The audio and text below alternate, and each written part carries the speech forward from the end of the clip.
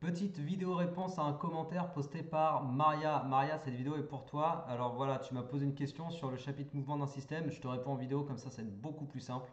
Ta question est intéressante. Elle porte autour de la notion de calcul de vitesse. Alors voilà, ouais, j'ai carrément pris la page capture d'écran là du commentaire sur YouTube.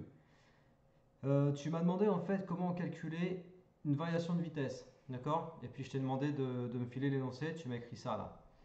Donc il faut estimer la norme du vecteur variation de vitesse. Donc le vecteur variation de vitesse, c'est delta V, on est d'accord? Pour un ballon qui a une masse de 600 grammes, donc on a la masse, ok? Voilà, 600 grammes. Entre deux instants séparés de 40 millisecondes, donc on a une durée, 40 millisecondes, lors d'un lancer au cours duquel le ballon ne subit que son poids. Voilà. Et représenter ce vecteur en précisant l'échelle utilisée. Et puis tu me dis, il n'y a pas d'informations supplémentaires.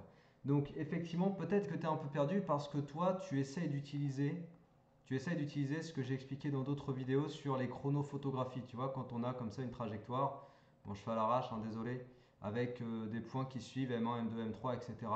Et puis qu'on te demande de calculer la variation de vitesse au point 2, par exemple, M2, ou qu'on te demande même de calculer, pardon, pas la variation de vitesse, le vecteur vitesse au point 2 où on va faire M1, M3 divisé par 2 delta t, etc.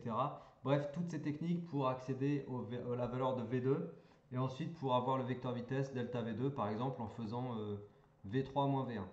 Donc il y a cette méthode effectivement pour accéder à la variation du vecteur vitesse delta V, mais tous ces trucs là dont je suis en train de parler, on peut les appliquer et les utiliser quand on a une chronophotographie et qu'on peut faire des mesures à la règle, etc. Là, c'est pas du tout le cas avec ton énoncé. Donc c'est peut-être pour ça en fait que tu es perdu.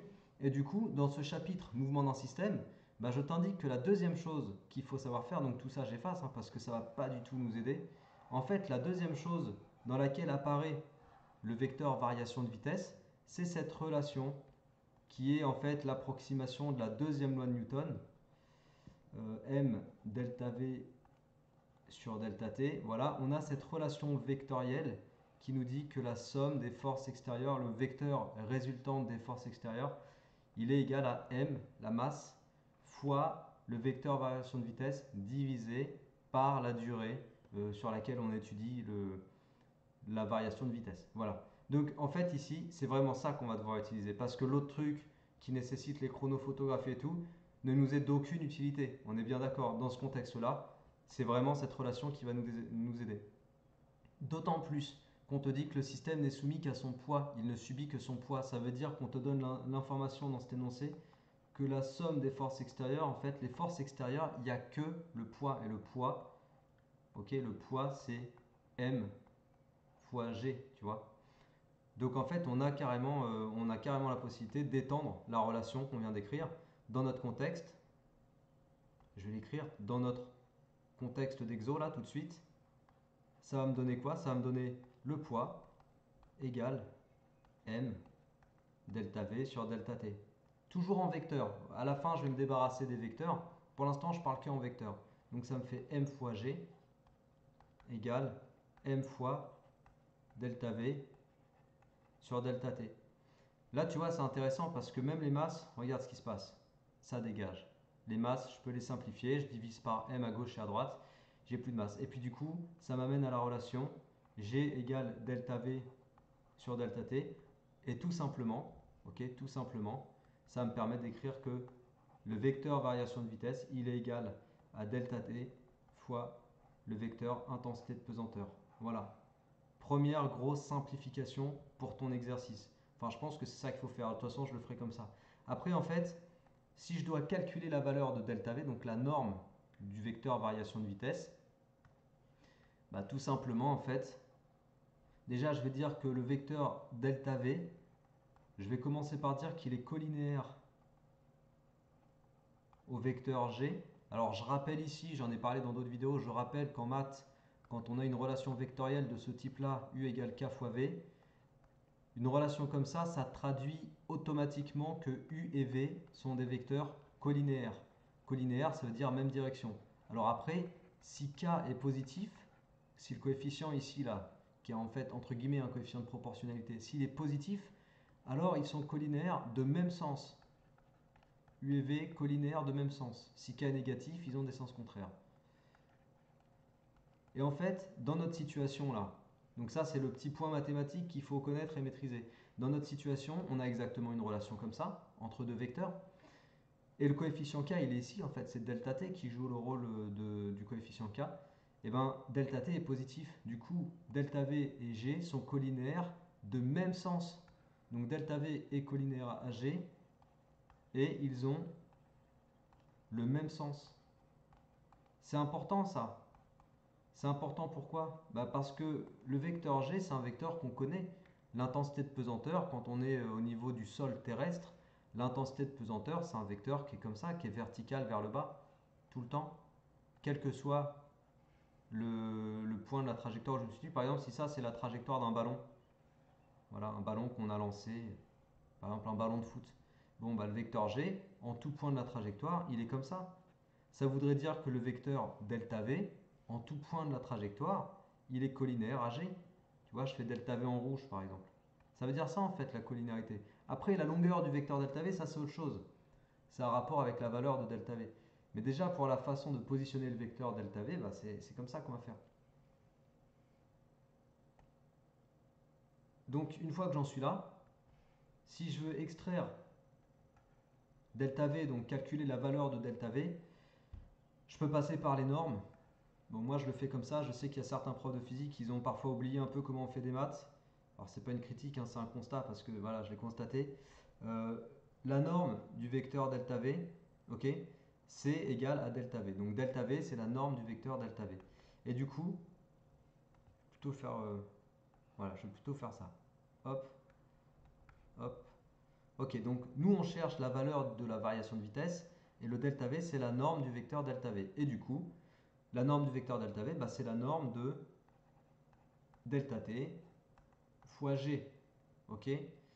Parce que j'ai écrit juste au-dessus que delta V c'était delta t fois g. Je reprends juste ma relation. Une fois que j'en suis là, et c'est là que j'ai déjà vu des profs de physique qui, je ne sais pas s'ils ont oublié cette propriété de maths, mais en gros ici, je peux écrire que la norme du vecteur delta t fois g, c'est égal à delta t, valeur absolue de delta t, fois la norme de g. Voilà, ça c'est une propriété de maths qu'on a le droit d'utiliser. Donc on en est là. Et la valeur absolue de delta t, c'est delta t, hein, parce que delta t est positif. Et la valeur absolue de g, c'est g. Donc en fait, j'obtiens la même relation, entre guillemets. J'obtiens un truc très proche de la relation vectorielle, tu vois, si tu les compares là. C'est très proche. Il n'y a juste plus les flèches ici. Mais je voulais pas faire sauter les flèches en te disant, bah voilà, j'enlève les flèches et puis c'est terminé. Parce qu'il y a un sens à ça. Il y a une raison pour laquelle il faut... une raison pour laquelle on enlève les flèches en fait. Cette raison, c'est qu'on passe aux normes. Une fois qu'on en est là, en fait, delta t, on connaît sa valeur. G, on connaît sa valeur. Donc delta t c'est 40 millisecondes. Donc c'est 40 10-3 secondes. Et puis G, c'est 9,81 mètres secondes moins 2. Ok? Et donc on va multiplier l'un par l'autre et ça va donner la vitesse delta V. Donc je fais le calcul. Alors delta V, l'application numérique, AN, application numérique, ça me fait donc 40 10-3 multiplié par 9,81. Et puis ça, tu le calcules directement, hein. Donc 40 10-3 fois 9,81, qu'est-ce que ça nous donne ça? Alors on va garder deux chiffres significatifs. Donc ça fait environ 0,39. Voilà, delta V, environ 0,39 mètres par seconde. Et puis ensuite, on te demande, je crois, dans ton exercice, de représenter ce vecteur variation de vitesse. Donc comme je t'ai dit, pour le représenter, on se fait un exemple de trajectoire comme ça, puisque c'est un ballon, je crois, qu'on jette en l'air dans ton exo. Donc on fait un exemple de trajectoire, on représente le vecteur G, et puis là on se donne une échelle. Donc je vais juste expliquer comment on fait, bien sûr. On se donne une échelle, et puis on dit que par exemple, 1 cm, 1 cm représente, alors on a trouvé 0,39, je veux dire que 1 cm représente 0,1, 0,15, allez, 0,15 mètres par seconde, ok? C'est un choix, arbitrairement je choisis ça. Pourquoi je choisis ça? Parce que moi, mon vecteur, la variation de vitesse, pardon, delta V, c'est 0,39 mètres par seconde. Et donc je sais que si je prends 1 cm pour 0,15, je vais avoir un vecteur delta V qui va mesurer un tout petit peu plus de 2 cm. Et 2 cm, c'est assez facile à tracer à la règle. Je ne prends pas une échelle qui nécessite de tracer un truc qui mesure 5 mm. Ce serait vraiment pas le plus judicieux. Ok?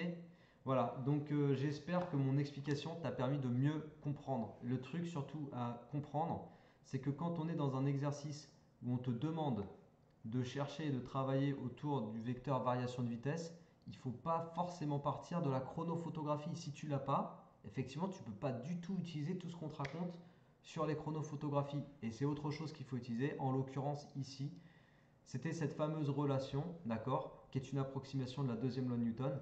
Et c'est vraiment elle qui nous permettait de répondre à ton exercice.